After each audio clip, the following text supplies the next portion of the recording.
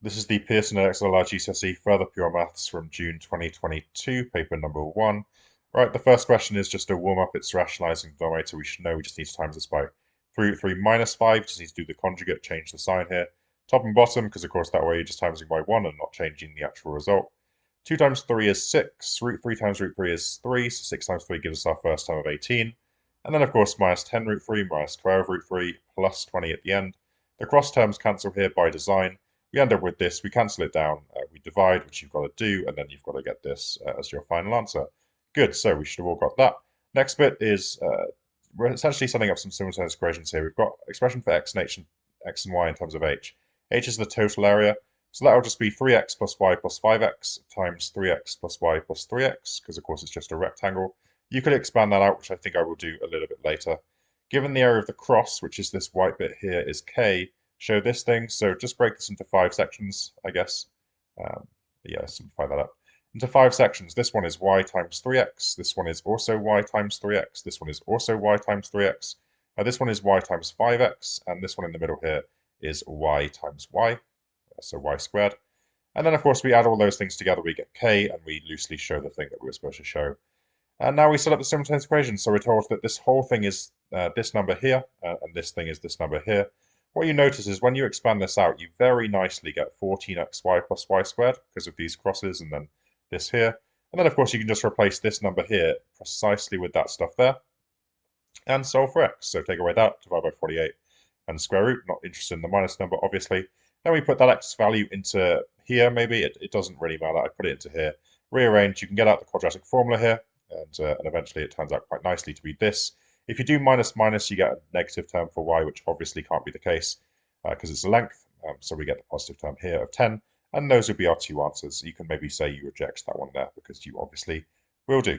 The next question then, question number 2, really lovely question here. There's just, you can do it like me and do it just the long way around. There's a really nice way that Mark Scheme did it. Anyway, the way that I did it is this angle here is clearly 55 because this is a rectangle, so 90 degrees are here.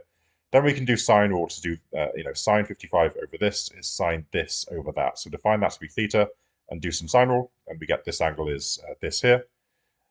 And then we can work out this angle by doing 180 minus those two. Ooh, I should mention, it tells you AED is obtuse, so it actually can't be that. Think of the sine graph in your head. Sine goes from 0 up and then down to 180. And so we're looking for the symmetrical root here. So instead of 70.9 across, we're going 79 back from 180, which gives us this solution here. And you can just verify if you type in sine of this, you also get this number here, the same thing you were trying to solve in the first place. But yeah, draw the sine graph if that's not clear, or if you've just memorized to take away from 180, that's also great. But this is actually the value because it's obtuse, it's bigger than 90. So sorry about that. Anyway, we have this, and then we do 180 minus those two. We get this. Of course, another 90-degree angle gets us this. By the way, I'm putting a lot of stuff in the memory of the calculator to make sure that after I do all this, I don't lose degrees of accuracy. So whenever I have anything complicated, it goes in the memory so that I can then use it later. So okay, and again, if you're not sure how to put numbers in your calculator's memory, then there's lots of good YouTube videos for whichever calculator you're using that will do that. Anyway, so we have this value here. Next, I decided to say that if this is 10, so is this. And now we can do some cosine rule to find this length here. X squared is this squared plus this squared minus 2 lots of this times cos this. We type all that in, we get this, and we square root. Again, that goes in the memory because I'll use it for later. I think I do one more lot of sine rule here because my aim now was to work out this grey area by doing a half AB sine C, where this is the angle C, and I have this and I have this. So I need this angle, and then I can do 90 minus to get this angle. This angle is not going to be too hard. It's one more batch of sine rule, I think. Sine alpha over 13 is sine this, which again is in the memory of the calculator, divided by this, which is also in the memory. You work out alpha, you get this, you do 90 minus that to get this, and then it's just a half AB sine C on that stuff there, and you get the angle. The area. The Mark Scheme did a really interesting thing here, where it said it worked out this length by working out, it got this angle doing the same thing I did, and then it worked out this area by doing a half AB sine C with this, and then it said that must be equal to the area if you did a half times 15 times this length here, because of course they're just equivalent statements. And then once you've got this length here, you can just do 10 minus that to get this length here. You know this is 15, and then you can just do 15 times a half times that length, and you get the area. Really lovely method that I would not have thought of. We have some information about geometric series in the formula book. Here it all is down there. the sum of the first four terms, that's s of 4. Well, you just put a is here, r is here, and then 4 up there, so that's what they're saying there. But that's equal to 80, so we say that's equal to 80. And then to infinity is 81, so we're going to assume that the size of r is less than 1 if they're telling us that. And so s to infinity, which is 81, is a over 1 plus r. So we get this. This is a simultaneous equation. The easiest way to do this, I think, is to write this bracket down here instead, like this. Like, hopefully we can understand these are two equivalent statements. I've just rewritten them in a slightly different way. But the reason I've done that is because this whole thing here is just 81. So we can replace that. We can divide by 81. We can do 1 minus that. And we can fourth root. And we have got that r is positive. The ratio is positive. So it's not minus a third.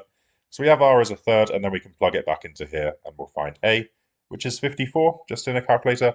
The sum of the first 7 terms, apologies if I just move the mic here for a second. The sum of the first 7 terms of g differs by the sum to infinity of this. So sum of the first 7 terms is just s of 7. Just put in a 7 here. You know a and r now, so you can just type that into a calculator. You get this. And of course, if the sum to infinity is 81, this differs by 1/27th, which we can just write like that, I guess. And we'll have the answer done. Question number 5 then. So given this can express in this form, so just factorize out of 2. So factorize out of 2, and then because we've got a product here, this becomes 2 to the minus 1 times this to the minus 1. 2 to the minus 1 is a half, and so we end up with this here. Maybe I should write p as a half, q as 3 over 2. Hence, expands this thing here. So, okay, we just need to expand this based on this formula from the book. So n is minus 1, and x is 3 over 2x. So let's just shove all those numbers in there. That's just following the formula for the first 3 steps. That's all that is, just using n is minus 1 and 3 over 2x every time I see an x. And yeah, then I just plug all that into a calculator, and I get this, which I then all halve, and I get this. So that's not too bad. Obtain series expansion for f of x for this thing here. Well, this is just 1 plus x times 2 plus 3x to the power minus 1, right? Because that's just what happens when you put this on the denominator like this. But of course, I have the expansion for this. I just found it. And now I can expand this. I'm only going to expand up to the third term. To expand this, I just do 1 times all of these, which just makes all of these, plus x times all of these, which just makes all of these with an extra x in them. So that row is just 1 times everything, and this row is just x times everything. Now I can ignore this term because we're only interested up to the x cubed term, so that just goes away. And then I can say, well, this is on its own, group these two together, group these two together, group these two together, and we end up with this in the end as our answer. Use integration to estimate this, so just replace f of x with this thing here, and just integrate like it says on the tin. You can probably just straight up put this in a calculator, to be honest, or you can just do some working. In either case, you get that as your answer. Question number 6 then, that should have been animated in. Is that going to be annoying? Can I be bothered to fix that? Probably not. Complete the table of values for this, so just plug in x is 0 into a calculator if you really have to, and then 1 and then 2, and we get these two answers here. Draw the graph of this, so this line shouldn't have been here, it should have been animated in, but I clearly forgot to click that button. Just plot all the points, so 0, 4 goes in first, and then 0.25, 3.34. Just be careful here with the scale, I guess, if you really need to be told how to plot points properly. I've done it like this. Notice how my curve doesn't go through this, just because drawing curves in PowerPoint is exceptionally annoying. We'll just pretend that I've done that fine, even though I obviously haven't. But it should look, I mean, you should make a curve going through the points. Hopefully I've plotted the points roughly right. This scale, I think went up in like 0.05s or something like that. I can't remember. You get something like this. Now, the interesting part of this question is down here. By drawing an appropriate straight line, obtain an estimate for this. So essentially, we've got the curve, this. So unless we have this, we can't really do any of this because we can't estimate against the curve because we don't have the curve. So what we need to do is let's times everything here by 3, and then let's add 1 to everything. And now we have this statement here, which is the thing we've already drawn.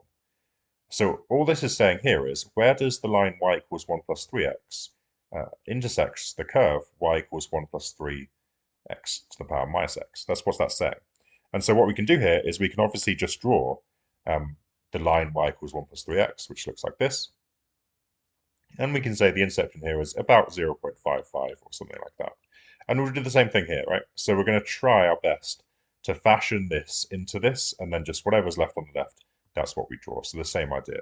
So, okay, well, we've got a minus 3x. That's not good enough because we need a minus x. But this 3 is going to help out because by log laws, that 3 can move down to the front.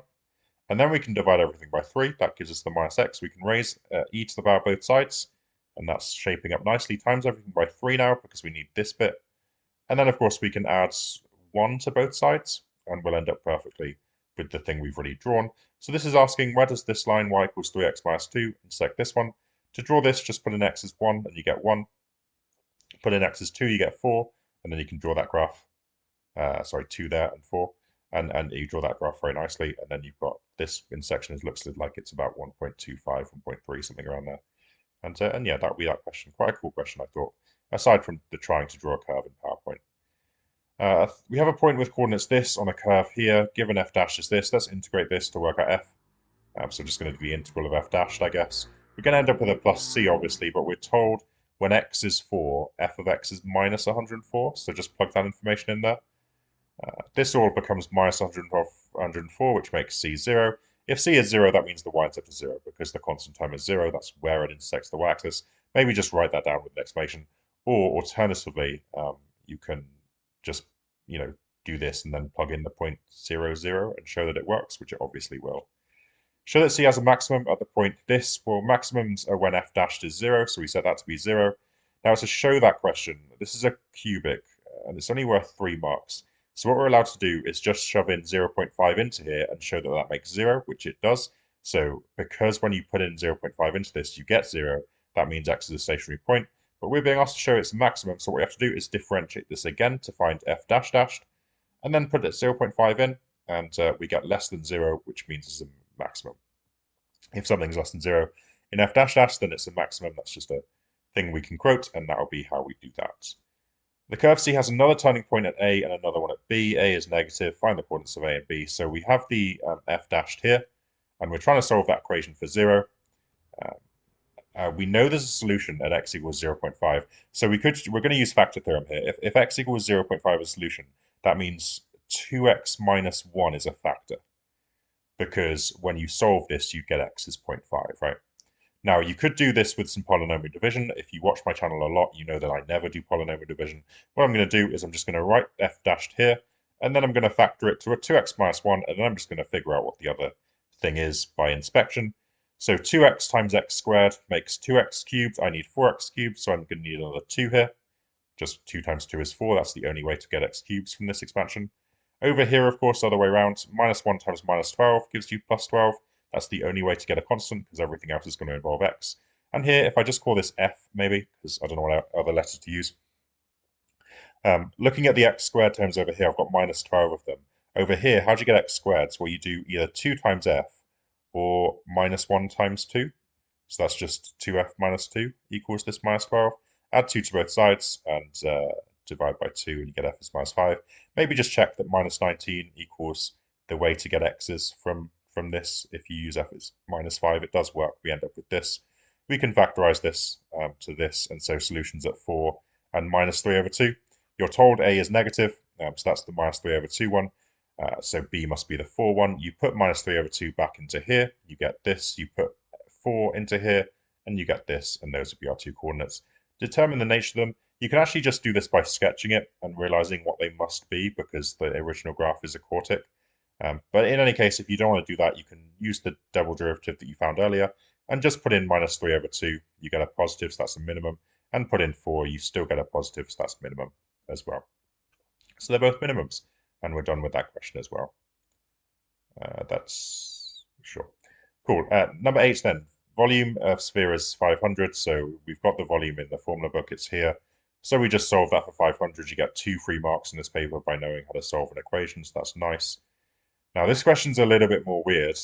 The surface area is increased by 20. I'm going to sort of pretend that says that the surface area is increased by 20 per second or something like that, because then I can write something like d. If I have surface area is SA, maybe, I can write dSA by dt is 20. Like the rate of increase of surface area is 20. And I'm only doing this because this is more normally how they set up these questions. So I'm just going to set up in the way that is more normal to these exams. So, okay, the rate of increase of the surface area is 20 is what I'm saying here.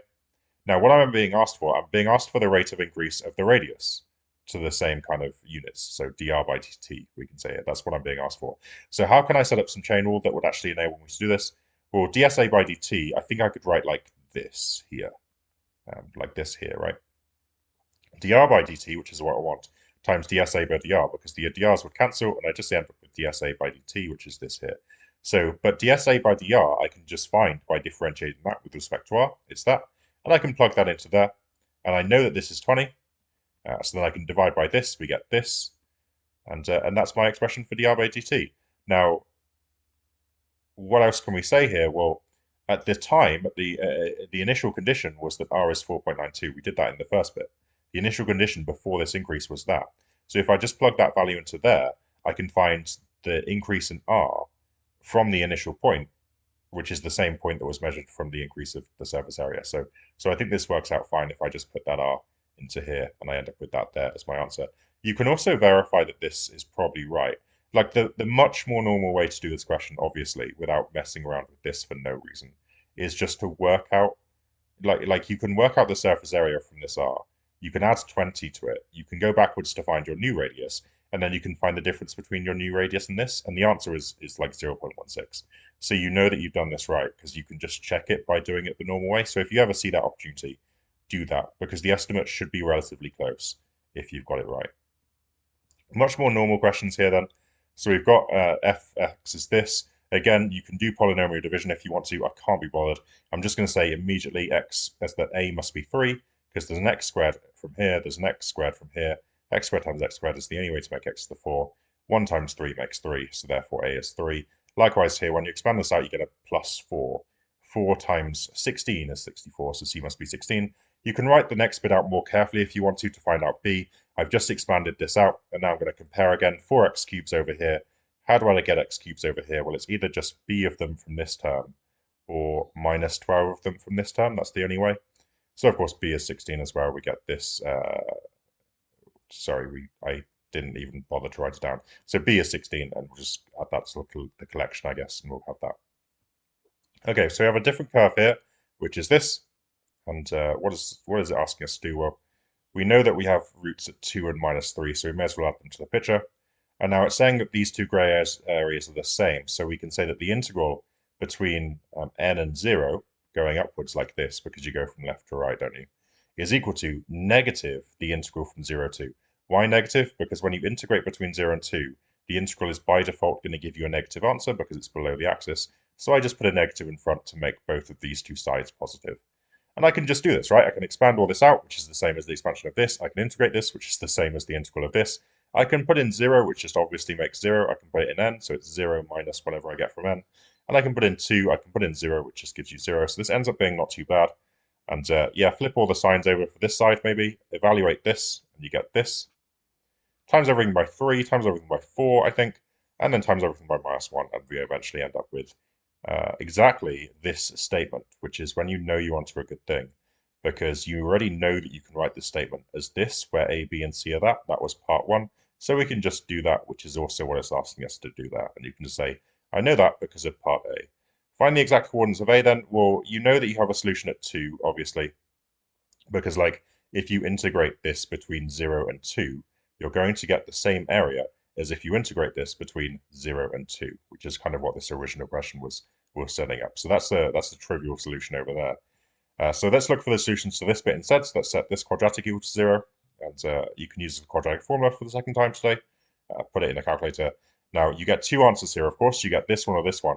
Now this minus 3 here tells you that this isn't the solution you're looking for, because that would be further over this way. What that's saying is if you integrate all the way along here, all the way down to there, you'll also get an area equal to this, and that's because some areas will start cancelling. And when you add them together, you'll still get this area down here. But we're not interested in that. We just want this area, this point here, minus 4/3. And then, of course, we just plug minus 4/3 into here. In a calculator, you get this here, and so you have this as your answer. We've only got one question to go, which is all about vectors. I've made an entire video on questions just like this question, so I might link that in the description for people who want to watch more of this kind of idea. OA is A, let's just add stuff to the graph. M is the midpoint, so I'm just going to put half A here, half A there. Let's work our way around then. So A to B is clearly just minus A plus B. And this is in the ratio 3 to 1, so there are 4 parts here. So this is 3/4 of them, and this is 1/4 of them, so this is going to be 3/4 of this.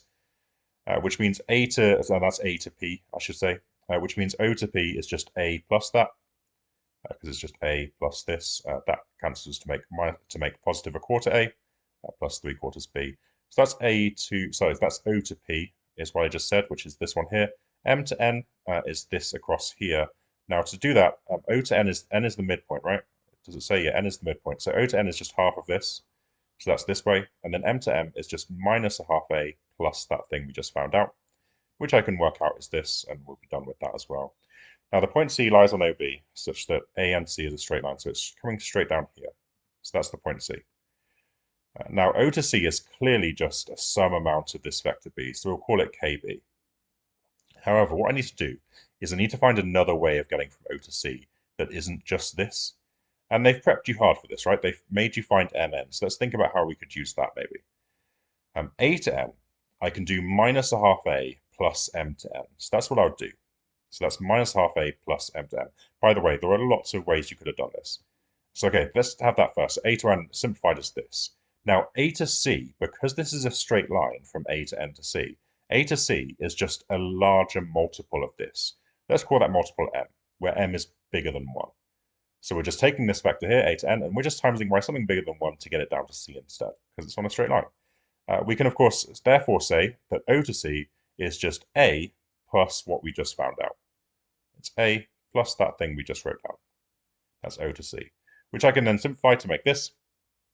I think this is just 1A, so it combines with that to make this. And but O to C is definitely parallel to B. Like, it's definitely flat across here. So this here must be 0. We can also just compare it to this description for O to C, which doesn't have any A's in it, obviously. So therefore, this is 0. We can solve that for M as 8/7. And then we can say, well, this thing and this thing must be equivalent. K must equal 3/8 M, because these two things are describing the same vector. So if K equals 3/8 M, then therefore M is 8/7. The cancels, you get 3/7 is K. And so OC is 3/7 B.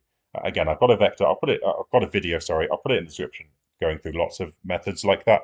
It's just a really nice thing, I think. This last question is even nicer. I really enjoyed this. I haven't even looked at the mark scheme, so I don't know whether there's better ways of doing this, but I just jumped on some nice geometric trains. Draw a line from here to make a 90-degree angle with this. Now, if you do that, because M is the midpoint, this length is the same as this length. This triangle, ONM, is the same area as this triangle. And the reason for that is, again, when you draw that perpendicular, the area of this triangle is a half times base times perpendicular height, which is a half times this base times this perpendicular height. But the area of this triangle is also a half times this base times this perpendicular height. And these bases are the same, so you're just timesing the same 3 numbers together. So this area must be the same as that area. So let's call that A and A. But also, if you draw another perpendicular line from here down to here, another 90 degrees, N is also the midpoint. So the area of this triangle, ONA, is a half times this length times this red length. But the area of ANP is a half times this length times this length. But these two lengths are the same. So again, you're just multiplying the same 3 numbers there together. And so this area here is the same as this area here, which is 2A. And now maybe the hardest thing to spot, one more line across here, making a 90-degree angle there. Now, these two lengths, now what I want to think about is the area of AOP and OPB.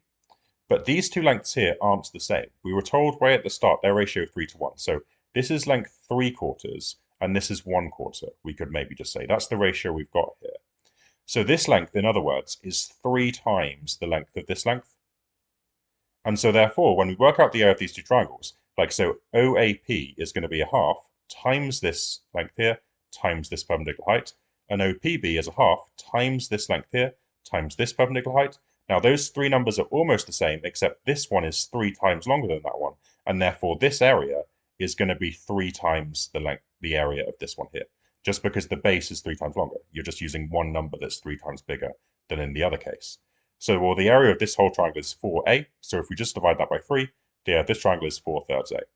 And now we've got everything we need. The area of AMPB is just AMNP is just 3A. So it's 3A divided by the area of OAB, which is the whole thing, which is 4A plus 4/3 A. And yeah, this is 16/3, I think. The 3 comes up here, the a's all cancel, of course, and we get this as our answer. Thanks for watching, and I'll see you next time.